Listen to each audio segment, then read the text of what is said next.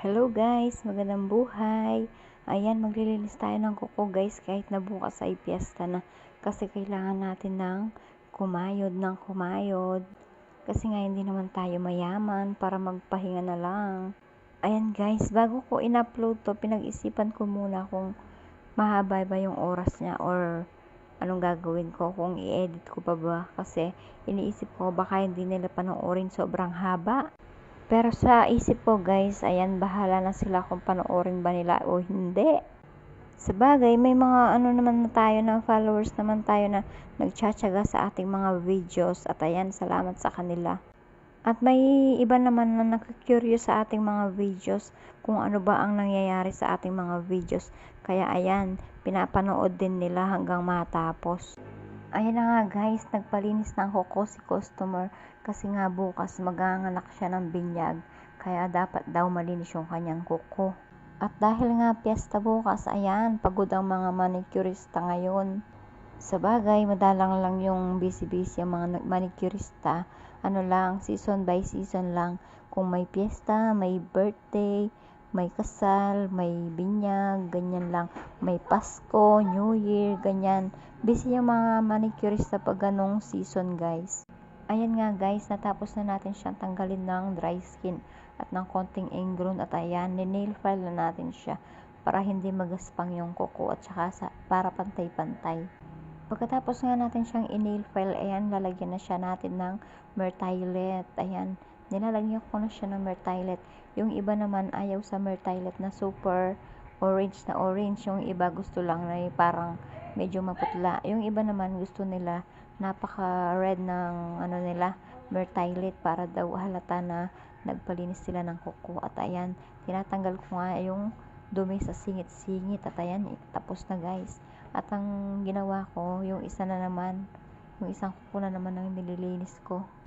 Ayan guys, same process pa din. Pagkatapos nating i-push yung cuticle, yung mga cuticle, ayan, i-kakat na natin yung mga dry skin at yung kanyang ingrown.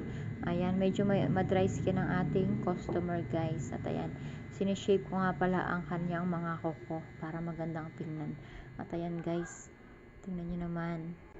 Maganda yung kamay ng customer guys. At ayan, maganda yung kuko niya. Tapos yung kamay niya ay makinis. Halatang walang trabaho. Mapapasana all ka na lang sa magandang kamay. Ako kasi yung mga kamay ko guys, ayan, puro ugat sa dami ng trabaho. Ayan, magmamanicure ka tapos maghuhugas ka ng pinggan. Ayan, di ba? San ka pa? Eh di abutin mo, ugat-ugat na kamay na lang. Ayan, natapos na naman guys. At ayan, in-nail file ko na naman para kuminis at para walang sabit at para ma-shape niya yung kamay, yung kuko niya, para ma-shape ko yung kuko niya kung saan na ba gusto yung gusto pa niya ng square, ng pa-oval. Ayan, sabi naman niya kahit kahit anong shape ng kamay niya pwede naman. Ay, pasensya na guys, kamay pala yung nasabi ko. Ibig kong sabihin, kahit anong shape ng kuko niya, pwede naman.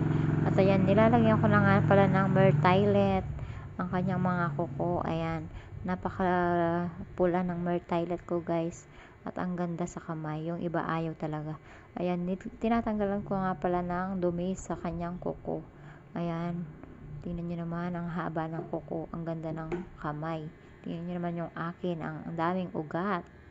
Alam nyo ba, pag maganda yung kuko ng mga customer ko at maganda yung kamay, ay ginaganahan ako sa paglilinis. At ayan guys, napili niya palang kulay ay heart of stone. Ayan, bagay na bagay sa kanyang kuko. Nakakadalagang tignan. Ayan.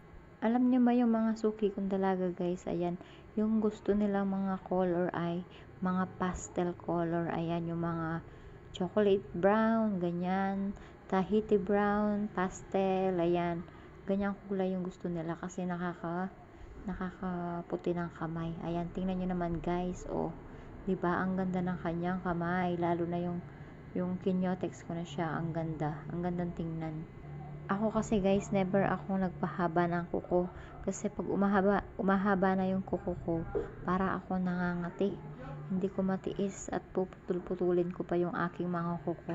Hindi pwedeng mahaba yung kuko. Tingnan nyo naman. Ayan na nga guys, natapos na tayo sa isang kuko. Yan naman, i-cutex na naman natin ang isa niyang kuko, isang daliri niya. Ayan, yung kamay naman na isa ang ating i-cutex. Ayan guys, ang ganda talaga ng kanyang kamay. Hindi nga pala pareho yung kulay na napili niya guys.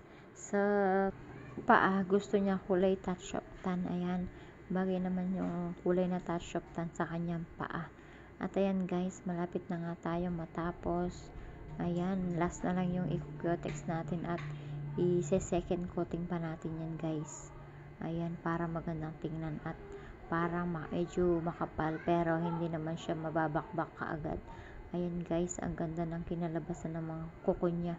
Kanina yung kuko niya parang hindi naman maganda, tapos nung natapos, ayan, parang naka gel polish daw sabi niya kanina.